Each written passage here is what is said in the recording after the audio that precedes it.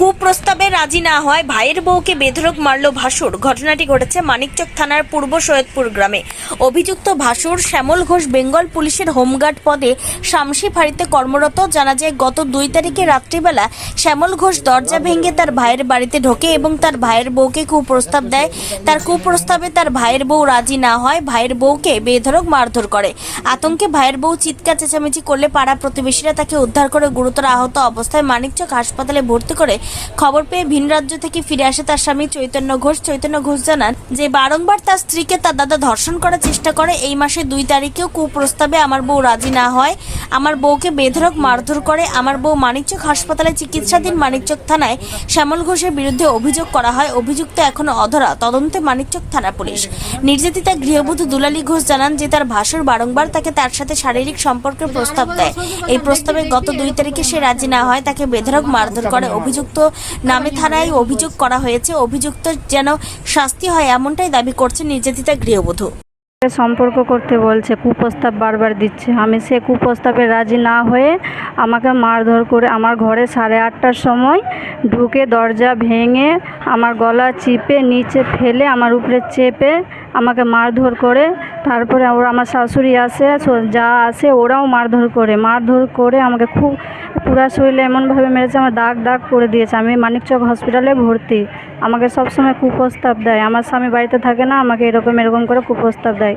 আমাকে বলে কি তোর আমার সঙ্গে থাকতে হবে, আমার সঙ্গে না থাকলে তোর গায়ে আগুন ঢেলে দেবো, তেল দিয়ে ঢেলে পুড়িয়ে দেবো আমি তোকে। এরকম আমাকে কুপ্রস্তাব দেয় বারবার। আমি ওর শাস্তি চাই। একটা পুলিশের লোক হয়ে আমাকে এরকম করে করবে, এরকমই করবে, আমি ওর শাস্তি চাই। আমার দাদা হোমগার্ডে যুক্ত পুলিশ কর্মী আছে, শামসি ফাঁড়িতে আছে। শ্যামল ঘোষ নাম। যখনই বাড়ি আসে আমার বউয়ের উপরে নজর, আমার বউকে ধর্ষণ করতে চাইছে। গত 2 তারিখে যখন আমার বউ রাজি হয়নি তখন ওকে বিশাল মারধর করেছে, মানে পেটের উপরে চেপে এমন মারধর করেছে আর বাড়ি ভাঙচুর করেছে। আমার বউ ভয়ে দরজা বন্ধ করে নিয়েছিল।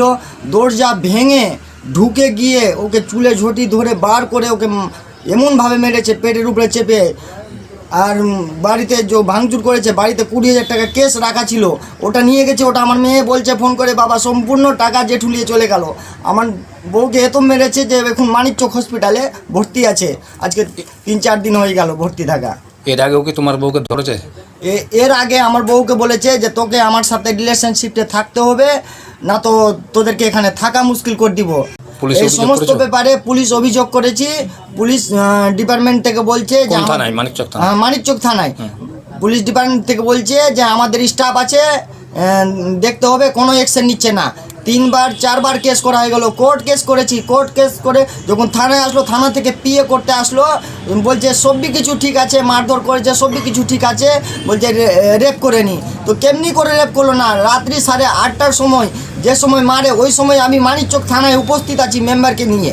মানিকচক থানায় ভিডিও কল করে দেখাচ্ছি, দেখে কীরকম মারছে একে। তো মানিকচক থানা থেকে বললো যা বউকে নিয়ে আয়, বউকে নিয়ে এসে আগে ট্রিটমেন্ট কর। তো আমি মানিকচক থানার কথা শুনে বউকে নিয়ে গিয়ে মানিকচক রুবাল হাসপাতালে গিয়ে ভর্তি করি। তোমার কি নাম? আমার নাম চৈতন্য ঘোষ। তোমার বউয়ের নাম? আমার বউয়ের নাম দুলালী ঘোষ। তোমার যে দাদা পুলিশের চাকরি করে, পুলিশের চাকরি করে হোমগার্ডে শ্যামল ঘোষ ওর নাম।